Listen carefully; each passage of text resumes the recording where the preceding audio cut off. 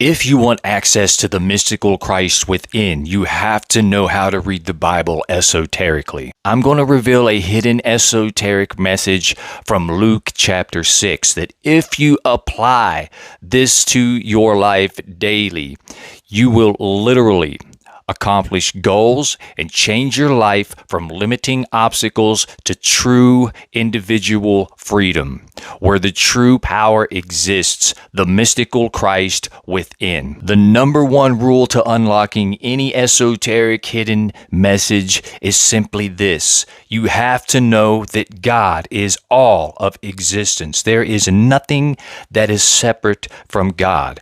God is all, okay? Just like the blazing star that is so iconic in secret societies and symbolism, that blazing star is a constant. It's always there, and it exists within you and me. As creators ourselves, we have the same God-given ability to create and manifest things through that spiritual realm that exists within us. The blazing star, think of a taser. You know, the taser constantly, you have the electrical source, essence, everything coming into existence that quick, that rapidly, okay? Things are being created, thought of, manifested from the spiritual realm into the physical realm. That is the blazing star, constantly flashing and manifesting things into existence, into the realm of duality. And that blazing star exists within each and every one of us. So the hidden esoteric meaning in Luke chapter 6 in the first verse tells us what we're doing. It tells us that we are plucking the corn, eating the corn, right? We're doing all these things with corn. Corn being symbolic of rebirth, progress, growth, fertility. The deep esoteric meaning of corn is what is being conveyed here. We are being intimate with it. We're taking it into us. We're digesting this corn. We're handling the corn. We're rubbing the corn, as it says in chapter 1, okay? This is some very deep esoteric language. And what are we doing? We're following Christ as we're doing this. Christ being symbolic of our higher self, our potential, the archetype of perfection, right? We're following that. We're looking to that. We're striving to do better, to be better. So in chapter 6, verse 2, we find a great example of what happens when we attempt to live our own individual lives and find our Christ self in a world of exoteric, not esoteric, exoteric, literalist, conditioned believers. Right off the bat, we find that those of us who dare live our own individual lives are met with opposition by those who live lives of conformity and indoctrination. In verse 2, when the apostles symbolically eat the corn, the Pharisees of the day say, quote, "Why do ye that which is not lawful to do on the Sabbath days?" End quote. So what are the apostles doing? Remember, you and I are the apostles, okay? There's 12 apostles because there are 12 zodiac signs, 12 months in the year, okay? Each of us have a zodiac sign. We are those apostles that is being talked about here. We are eating the corn. We are the ones that are eating this symbolic corn. The symbolic corn being symbolic of rebirth, fertility, progress, all of those things that we are seeking within ourselves, rediscovery. We are becoming intimate with this symbol of corn. And what do the Pharisees of the day say? They say it's unlawful to do that. Why are you doing that? We are trying to work out our own higher potential. We are trying to achieve a higher self, whatever that might be for any individual. We are seeking that. We're not conforming to their systems, their ideology, their religion. And so it's upsetting them. So all of these organized religions, modern day establishments, all of these societies, these are the modern day Pharisees that we're having to deal with as the true Christ. We're having to face these Pharisees today that keep trying to tell us that we're doing things wrong, that we can't do it this way or that way, or that we're going to go to hell. All of this stuff. They're trying to stifle our individual authority, okay? But Christ, in verse 3, says, hey, wait a minute. David, who was a pretty successful and influential man whom you all seem to have some respect for, and went into the house of God and ate the showbread, and also gave some to those who were with him, and the showbread, according to your own customs, is not lawful to eat except for the priests alone.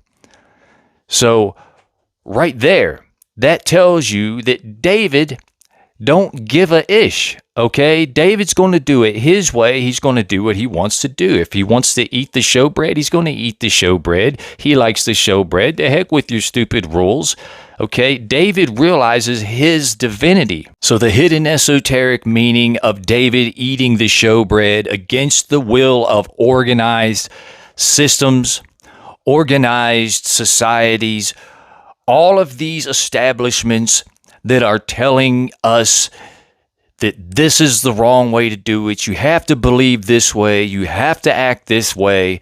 You have to join our society and live by our creed, or you're an outcast, or you're a sinner, or you're going to hell. The symbol of David going into the house of God and eating the showbread against their will and their customs is simply symbolic of the men and the women who are living life on their own terms and doing things their way, living up to their own higher potential, not the potential, the limitation, might I say, that these organizations put upon the head of humanity. The real Christ lives within. That's where Christ resides.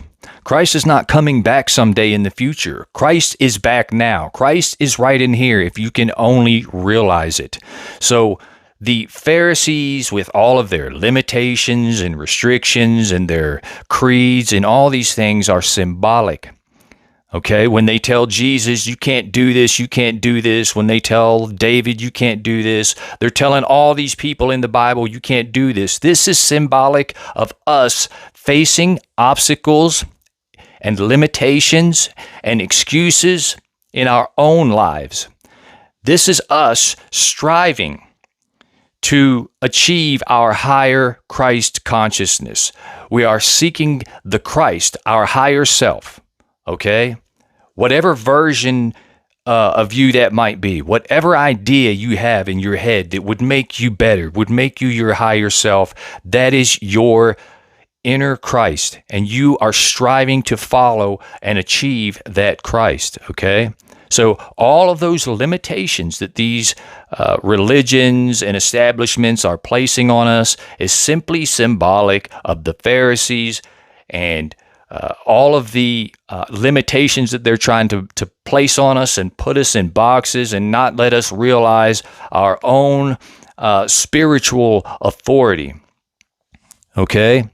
So these people around you, with their opinions on all this stuff, are also failing to realize their own potential and authority. So to be truly unique and original and, find your own individual potential, you have to let go of excuses and obstacles that are imposed upon you by external sources. The hidden esoteric meaning behind Luke chapter 6, verse 6 is that you have to use your masculine energy. You have to use force. You have to exert effort to find and realize the higher Christ that is within. You remember in verse 6 the story about a man with a withered right hand, okay? The man with the withered right hand that comes to be healed, okay? The right hand is what? Symbolic. The right side of the body is symbolic of masculinity, okay? energy, effort, power, exertion, okay? Moving forward with force, the right side of the body. The right hand in this story is withered and it needs healed. So the man with the withered hand, right hand, comes to have it healed by who? Jesus, the higher self. Okay?